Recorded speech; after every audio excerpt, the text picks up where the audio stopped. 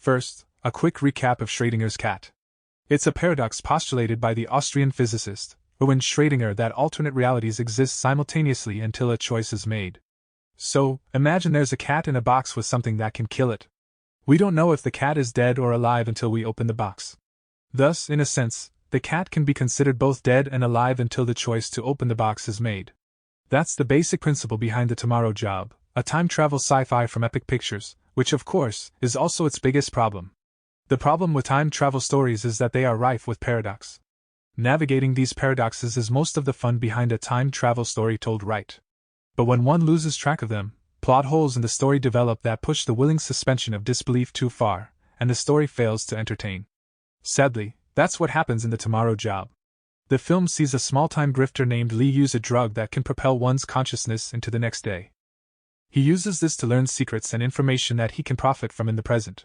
The film starts off with Lee and his crew, Finn and Martin, on a job where they must recover information in an office for a client. However, this is not the job that the title of the film refers to. It's another tomorrow job but gets foiled by an unknown organization known as the Organization. This is all just clumsy introduction, of course. We're not supposed to care about this job. We get to meet Lee, Finn and Martin and learn a little bit about their backgrounds and relationship to each other. Lee and Finn are supposed to have some sort of failed romantic history. Martin is the critical sidekick who rankles at Lee's leadership, and we learn about the time-traveling drug. Unfortunately, this is about as much of the characters' backgrounds as we get. Like the characters' backstories, the science of the drug gets glossed over. Somehow it transports consciousness into one's future self for a couple of hours.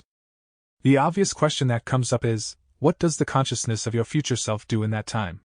The answer is, since this has happened in the past, the future self is aware of it, and in order to avoid paradox, they basically agree to sit still for a couple of hours to wake up in a predestined location arranged by the past self. Or something. Just a reminder, if you're enjoying the video so far, please make sure to like, subscribe, and hit that notification bell so that we can keep creating meaningful content. Thanks for tuning in.